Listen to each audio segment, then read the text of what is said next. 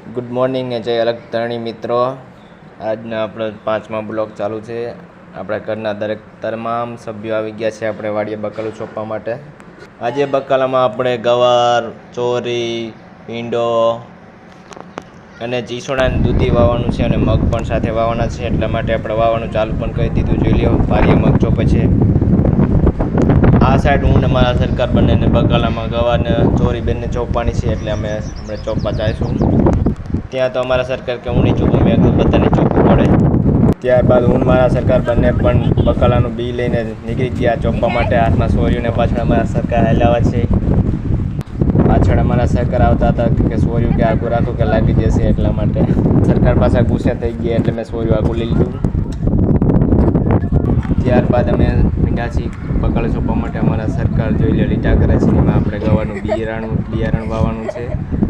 થાકી ગયા ઘડીકમાં. આપણે બકાલું મીંડાથી ચોપવા જોઈ લ્યો ગવાનું બકાલું ચોપતા આપણી પાસે બી પણ થઈ ગયું છે. તો અમારી નેહાબાને કહી દીધું કે મેં કીધું બીની થેલીઓ તોડો. આ બાજુ અમારા સરકાર લીટા કરે છે. આજ જોઈ લ્યો અમારા નેહાબા બિયારણ કાઢે છે. આપણે બી ચોપવાનું છે.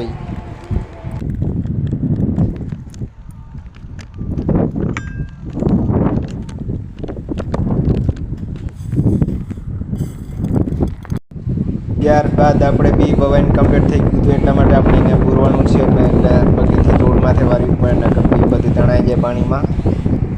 જલ્દી બી પૂરી દઈએ ને પછી આગળનું કામ કરીએ. બકાલું ચોપીને થાકી ગયા હતા, એટલા માટે આપણે આવી ગયા છીએ સવારમાં શિરાવા માટે. સવારમાં 10 વાગે શિરાવવું પડે, નકર તો કામ થાય નહીં આગળ.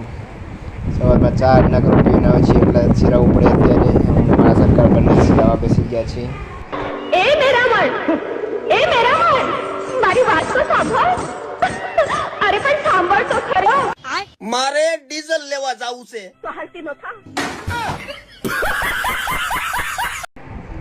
આજ માટે આટલું જ છે. મળીએ કાલના બ્લોગમાં.